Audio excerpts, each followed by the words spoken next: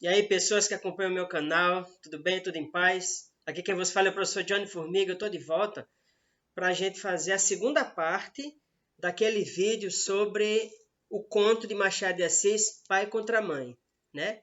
No vídeo anterior, que eu vou deixar o link por aqui, comecei falando dos 5 primeiros parágrafos nos quais Machado de Assis, né, registra, por meio do seu narrador, as torturas pelas quais passavam os escravos naquela época. Bom, depois desses 5 primeiros parágrafos, é apresentado o primeiro personagem, que é o pai do título do conto, Pai contra Mãe. O nome dele é Cândido Neves. Cândido Neves, ele é caçador de escravos fugidos, né? Mas antes disso, ele já foi caixeiro, já foi tipógrafo, já foi atendente, já fez de tudo. Por que ele não fica em nenhum emprego? Porque ele tem um problema gravíssimo, ele carece de estabilidade. Principalmente quando ele está no emprego em que ele tenha que servir ao público. Isso mexe com o orgulho dele. Então esse problema é complicado. Mas ele é um cara solteiro e só tem que sustentar a si mesmo. Só que ele se apaixona por uma moça chamada Clara. E os nomes dos dois são interessantes, porque Clara significa branca. Cândido, de Cândido Neves. Cândido é puro, imaculado, mas também significa branco. E Neves, qual é a cor da neve? Branca. Branco, branco, branco. Então repara bem isso. Se apaixona pela moça Clara, é correspondido por ela, e aí o casamento vem rapidamente. Beleza? E ela mora, Clara, com uma tia chamada Mônica, cujo nome significa, primeiro, do grego, significa solitária. Vem de mono, solitária, sozinha, viúva. Mas há outro significado para Mônica, que é do latim monere, que quer dizer aquela que avisa, que é conselheira. E aí, quando eles se casam, por Cândido Neves não ter um emprego fixo, a tia Mônica dá o primeiro conselho dela, o primeiro aviso, que é: se vocês tiverem um filho, ele vai passar fome. Cândido Neves fica um pouco aborrecido com isso, mas aí decide arrumar outro emprego.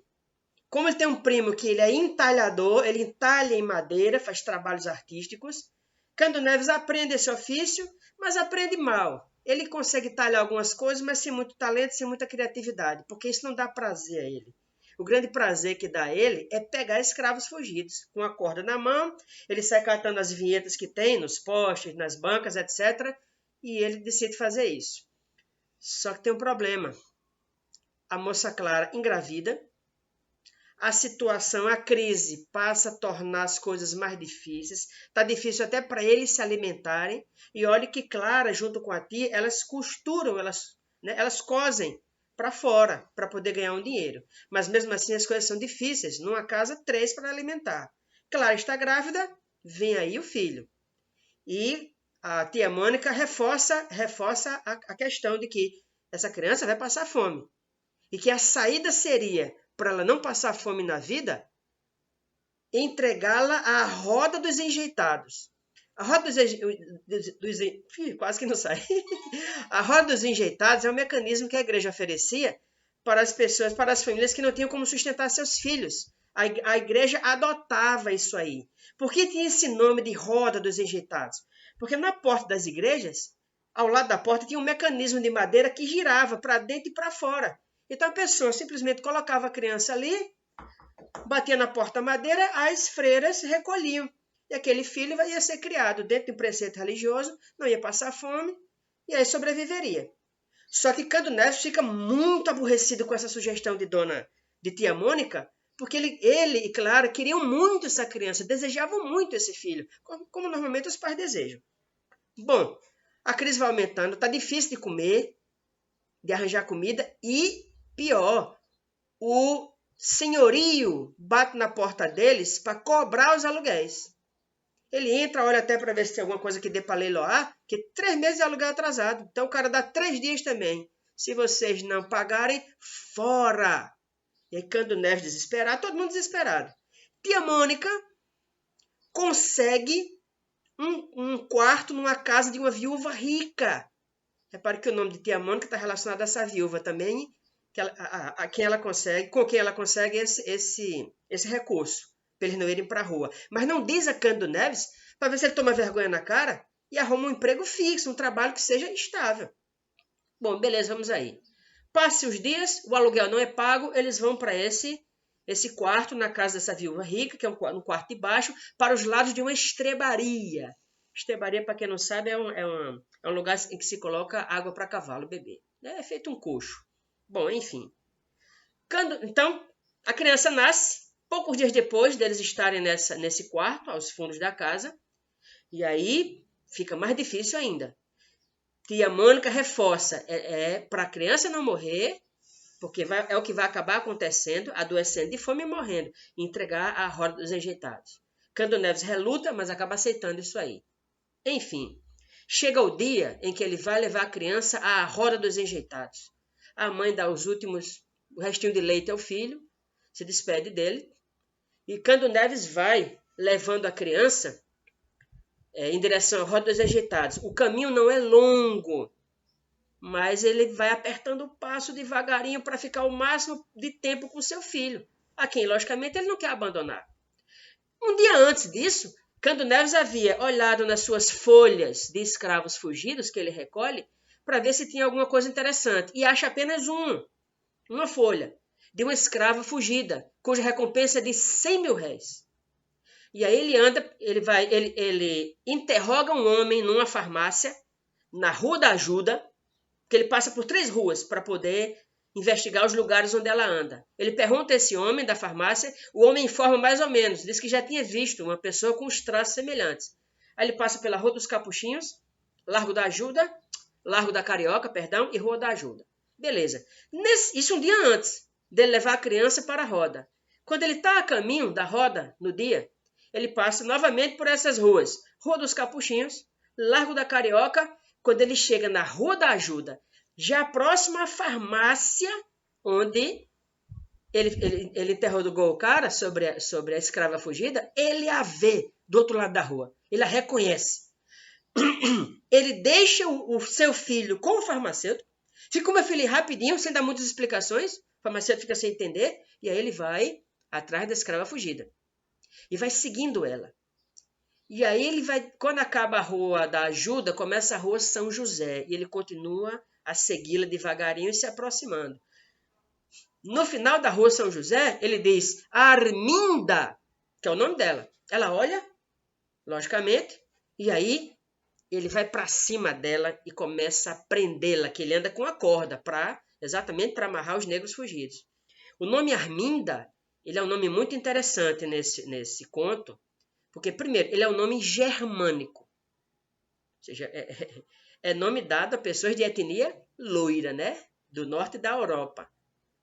E Arminda é uma negra escrava. Já existe uma ironia aí. E Machado de Assis é o rei da ironia.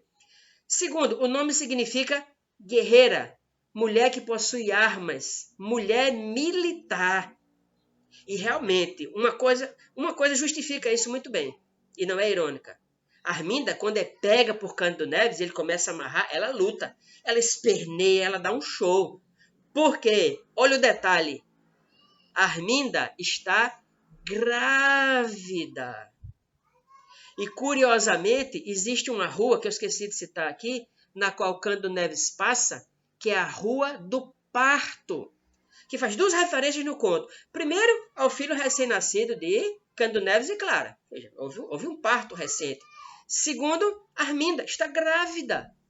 Então ela implora Cândido Neves, não me entregue a meu dono, porque ele costuma bater em mim, ele vai me espancar. E no estado em que eu estou grávida, isso vai ser pior. O argumento dele é, não interessa, e o problema é seu, quem mandou você fugir? E aí, ele sai da Rua São José, entra na Rua dos Ourives, ourives vem de ouro, referência à recompensa que ele vai receber por ela, e na Rua da Alfândega. A alfândega, nesse caso, tem a ver com cobrança. Ele vai cobrar a recompensa por ela. Chega na casa do dono dela. O homem chama, o homem aparece. A Arminda continua a espernear e a lutar como uma guerreira. Daí o nome mulher militar, aquela que possui armas. E o homem vai buscar a recompensa, os 100 mil réis. Só que quando ele volta, a Arminda fez tanto esforço para não voltar à condição de escrava que ela aborta. Olha o sentido irônico também da Rua do Parto. Ela aborta ali na frente de todo mundo. O espetáculo é horroroso. O dono dela fica chocado com a cena. Enquanto isso, o Cândido Neves, com as 2 notas de 50 mil reais no bolso, ele só pensa numa coisa: voltar para a farmácia, pegar seu filho e voltar para casa, pois com esse dinheiro ele vai poder passar mais tempo com seu filho, até arrumar outro emprego, arrumar qualquer ocupação e não ter que entregá-lo à roda dos rejeitados. Aí veja, a morte do filho de Arminda foi a solução para Cândido Neves, para manter seu filho vivo, já que agora ele vai poder alimentá-lo por um tempo, e junto a si, vivo e junto a si. Engraçado que ele deixa na farmácia, e essa é outra coisa simbólica, porque a farmácia vende o quê? Remédio. Se você ampliar o significado disso aí, remédio é a solução, né? Para qualquer problema. Então, a solução para Cândido Neves manter seu filho junto a si e vivo, poder sustentá-lo, nem que seja por pouco tempo, teve a ver com a morte do filho de Arminda. Aqui é a mulher, a mãe do conto. O pai é Cândido Neves, a mãe é Arminda. Então vamos lá para o currículo deles. Cândido Neves não é pai contra mãe? Vamos para o card para ver como é que se dá esse combate. Cândido Neves é homem numa sociedade patriarcal, livre, forte, caçador de escravos. Arminda, mulher, negra, fraca com relação a ele, grávida. E nessas condições ela não tem como lutar. Sim, negra e fugida. Negra e fugida. Então, pai contra mãe, Arminda perde no título. Apesar do nome dela significar aquela que possui armas, ela não tem armas contra Cândido Neves. Cândido Neves é como uma metonímia de toda uma sociedade patriarcal, branca, livre, que pode fazer o que quiser com os escravos, torturá-los, entregá-los aos seus donos, ficar indiferente aos seus sofrimentos. Então, essa é a questão. Beleza? Bom, gente, um grande abraço. Não saiam agora, dá um cliquezinho ali no gostei, se você gostou, logicamente, do vídeo. Se inscreve no canal, ativa o sininho, que eu vou fazer outros vídeos. Há um terceiro ainda, sobre a parte simbólica desse conto. Beleza? Muito obrigado, gente, e até o próximo vídeo.